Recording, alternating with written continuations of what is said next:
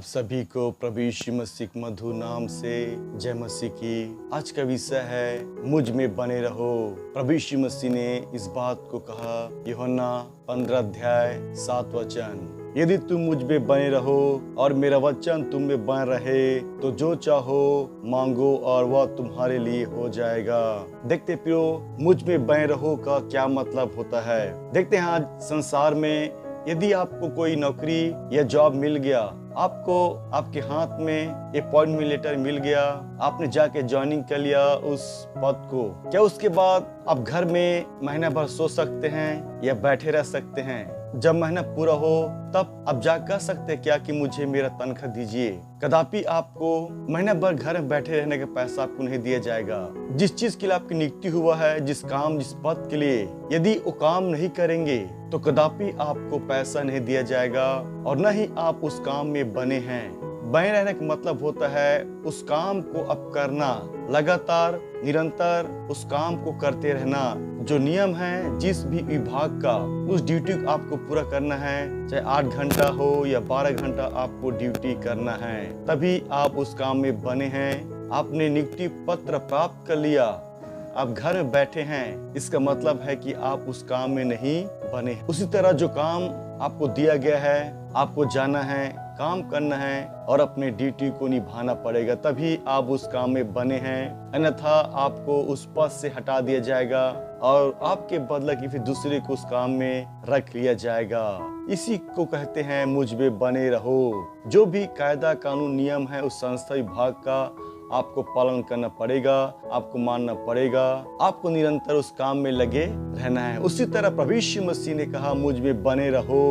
क्या मतलब है? आपने मसीह ग्रहण कर लिया, विश्वास कर लिया, तब क्या उसके बाद आप चर्च नहीं जाएंगे, प्रार्थना नहीं करेंगे, वचन नहीं पढ़ेंगे, संगति नहीं करेंगे?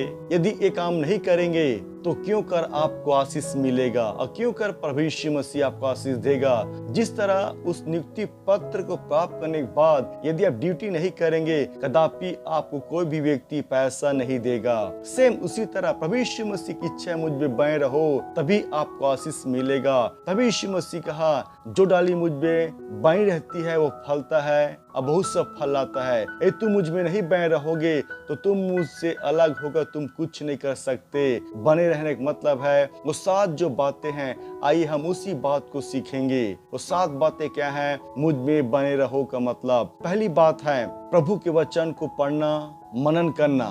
प्रभु यीशु मसीह ने कहा यूहन्ना 8 अध्याय 51 और 52 में लिखा है, यदि कोई व्यक्ति मेरे वचन पे चलेगा तो अनंत काल का मृत्यु को न देखेगा। आगे हम पढ़ते कुलुस्सियों में लिखा है कि मसीह के वचन को अधिकाई से अपने हृदय में बसने दो।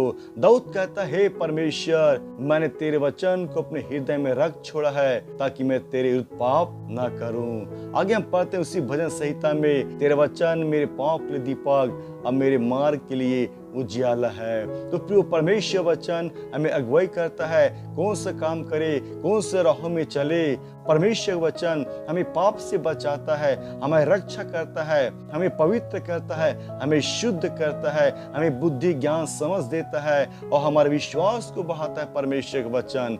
इसलिए यीशु मसीह ने कहा जो कोई मेरे वचन पे चलेगा अनंत काल तक मृत्यु को न देखेगा। यह है पहली बात। दूसरी बात, कुलुस्सियों 3 अध्याय 16 वचन, मसीह के वचन को अधिकाई से अपने हृदय में बसने दो। थोड़ा थोड़ा कम कम नहीं बोल रहा है, अधिकाई से ज्यादा मात्रा में परमेश्वर वचन को अपने हृदय में हम बसाएं। हमारा हृदय तन मन में जब परमेश्वर वचन भरा रहेगा तो किसी अन्य चीजों वस्तु का हमारे जीवन में प्रवेश करने को उसको स्थान नहीं मिलेगा।